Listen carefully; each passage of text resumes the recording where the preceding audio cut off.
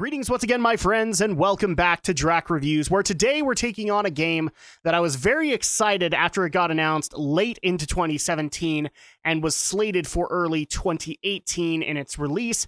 And it's not necessarily a new game, but it is a beloved game nonetheless, as it stems back from the time when Square Enix, or at least Squaresoft at the time, dominated the Super Nintendo when it came to RPGs, as we delve into today the remake of Secret of Mana. Now, normally I don't do a lot of remakes, but this one I felt like it needed to be able to at least get some kind of a review video, even though that meant like no consideration for top 10s or anything like that. So let's go ahead and dive right into it, shall we? So as far as story is concerned, the game is actually based on the Seiken Densetsu series, or we know it more appropriately as the Mana series in the States. And it actually is, like I said, this is a Super Nintendo release. And to sum up the story as best as I can, in the beginning there was darkness, and then there came light. And light meaning the material known as mana. And from there on in, when mana was discovered, civilization continued to advance on the planet enough so that they created the venerable Mana Fortress, which then angered the world's gods, and they sent giant beasts to war with the advanced civilization, resulting in a globally destructive campaign that pretty much took all of the advanced civilization and weaned it back down to medieval kind of standards. And when you join the story, you are immediately put into the place of Randy, the game's main protagonist, a little kid who's been orphaned, who is just exploring the outskirts of the village one day when he comes across the Mana Sword. He doesn't know that that's what it is, but as soon as he finds out, he is set forth on a journey where he will join a lovable woman by the name of Prim and a little sprite by the name of Popoy, and they will continue to go on a quest to stop the reconstruction of the Mana Fortress and set the world back in balance once again. The story, I will admit, is a little complicated when it comes to if you're not familiar with the Mana series, but it is still kind of beloved, and it's still standalone enough that if you didn't know the events of the previous Seiken Densetsu, which would be Final Fantasy The Legend on Game Boy, as well as Sword of Mana on Game Boy Advance, if you didn't know that story, you don't need to know it. You just need to know the events of Secret of Mana, and then at that point you can continue to move on in the story, and everything will still make sense. It's all self-contained, but I will admit the story is a little convoluted, and frankly, a lot of friends that I know of, as well as myself, we didn't necessarily play this game for the story. But with that being said, I did take a few points off for a little bit of complexity, but not too bad. Moving on into visuals. So the purpose of the Secret of Mana remake was to bring everything up to wonderful, smooth 3D textures and graphics, and then also be able to pay homage to this old game, now remade once again for everybody to enjoy. And I'm going to say that given the aesthetic that the Super Nintendo had initially compared to this, it works. I know a lot of people have been complaining that the original Super Nintendo game felt a little bit sharper in visual textures than this does. It feels a lot less pointy. It feels a lot less like the hair is stand out, or like Randy's hair is stand out, or the world itself is stand out. It feels very plush and very Care Bear. And I get that argument, but considering what you had to work with the Super Nintendo, I tend to disagree. I think that the 3D reimagining of it was faithful. Because the bottom line is that this game was supposed to just bring people in to a series that the States really didn't know existed. Again, when the first game came out, it was labeled the Final Fantasy The Legend. And it was on Game Boy, and a lot of people went, oh, well, that's just part of Final Fantasy, and it's not. In fact, it was another experiment from Squaresoft to actually implement a story with Legend of Zelda type mechanics into the game. So it's not entirely all that accurate, but visually, I don't have any complaints with it. I really didn't take any points off. I get that a lot of people have those problems with it, but considering what you had on the Super Nintendo and considering what you have on the PlayStation 4 now, it's not that different, at least as far as aesthetics. And so at that point, I don't really see... I can see where people see the problem, but I don't necessarily have that problem right along with them. Moving on into gameplay. Gameplay is where we start taking some interesting turns, as Square Enix decided to update Secret of Mana with a lot of macros and other additional features that they have in other RPGs to bring it up to not only show their pedigree and be able to show like new RPG fans that they can bring that stuff up into their classics, but it's one of those times where I don't feel like it meshes all that well. In fact, there was a lot of times where a lot of the easier aspects of this game, including macroing spells, I macroed, but I didn't really use all that often.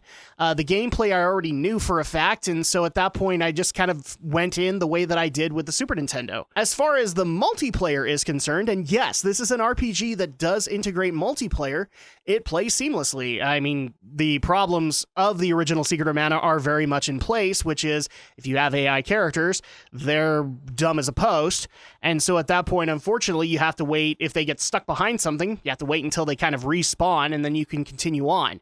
Kind of. They've expanded the way I can explain it is they've expanded the restriction to the end of the map, so you can technically leave and that'll trigger a respawn, but you can still have those characters get stuck, which means if you're in hostile territory, you're taking things on solo. And that can be a little bit of a frustration. So it's a give-take relationship, but overall it works pretty well. Considering the additions for new RPG fans to be able to enjoy, I didn't take too many points off here. I thought that what they were able to integrate worked, and unfortunately, there is a little bit of complexity in the menus. They haven't really tended to that, but once you kind of get into the mix of things, it works out, and it's not too bad. The other thing that I will also appreciate is that, to me, the original Super Nintendo game was kind of a grind fest. This one, it feels like the mobs have been tuned down just a little bit so that you can continue to cruise through the story seamlessly. That was probably a good decision on Square Enix's part, just to get people to go as far into the Secret of Mana as they possibly could and continue to get the acknowledgement to finish out the story. Moving on into audio. Okay, this is where I kind of have a gripe. I've already gotten into a couple of arguments with fans on this particular matter. Like with the visual upgrade, they decided to redo the soundtrack to be able to bring it up to modern standards. And I'm not a fan. A lot of the tracks from the original Secret of Mana, I love their original feel. And the tracks for this remake don't measure up, at least as far as I am concerned.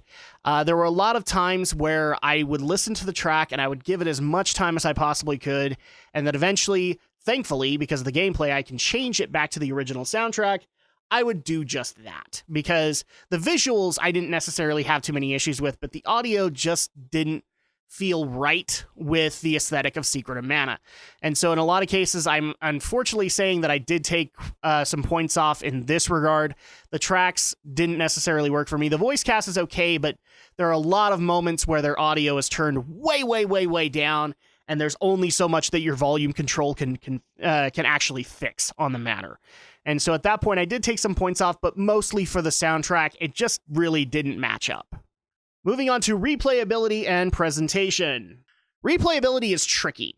If you're brand spanking new to Secret of Mana, I have a feeling that you'll probably solo it the first time for as far as you're going to go, and if it means that you don't complete the game, then you're probably not going to want to have friends play with you.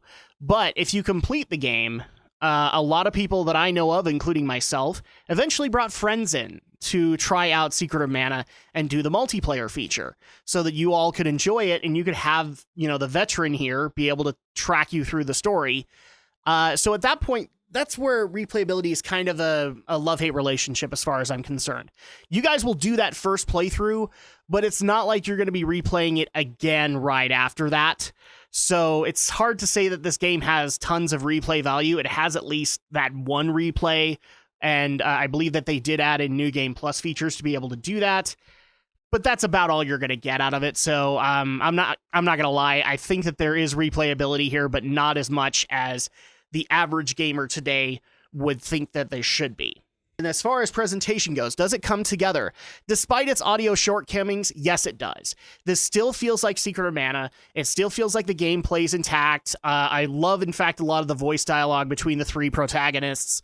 They actually added additional scenes which were in text before in the game, but now are voiced in the ends, and you can have a lot of really great character development between the three, whereas in my opinion, in the Super Nintendo, especially as a kid, you weren't necessarily reading that, and you weren't getting attached to the kids, you were only interested in the character that you played as. And so at that point, it does come together. It just has a few bumps in the road, but overall, the experience is not hindered by that. Like I said, with I know of a lot of people that liked the new tracks for the soundtrack for Secret of Mana. I'm not one of them, but it doesn't matter because all you have to do is switch it over to the classic one, and you're going to be fine. Which is why I have no problem giving Secret of Mana an 8 out of 10. It is still a solid reconstruction effort. It is a solid remake, and I would recommend as many people play it as possible, especially if you've never played this game before, or if you're a fan and you're looking to bring friends in for the first time. That's where Secret of Mana to me is the most enjoyable, to be able to see people play it for the first time. But is it worth it? Now, originally when Secret of Mana came out, it actually came out with a physical release. And from what I understand, it was only a limited time deal. And so, unfortunately, it is now strictly a digital release. It is available for Nintendo Switch, PlayStation 4, Microsoft, or it's available on PC as well as the PlayStation Vita. At least this remake is. You can still play the original one on Super Nintendo if you've got a cartridge, as well as Android and iOS do have the original game on there. But as far as this remake is concerned, the last time I looked up a digital price, it was available for $39.99. And is it worth it at that price? That's a difficult question to answer. Again, if you're brand spanking new walking into this and it really caught your eye, then $40 is not that bad. But if you're a fan walking in and wanting to be able to bring friends into it, you might want to look for a legit sale. And I'm talking $10 at the very least. That way it doesn't cost you that much because you already know what you're walking into and really you're bringing friends into it. But if you love your friends that much, then $40 is well worth it. So it's one of those love-hate relationships that I would recommend if you can get a sale first, do that. But if you can't, then $40, I would still say it's pretty much worth it. And that's going to go ahead and do it for this review. Thank you guys so much for watching. Thank you guys so much for your continued love, support, and patience of the channel. I really do appreciate it. And we'll be back in time for the next review.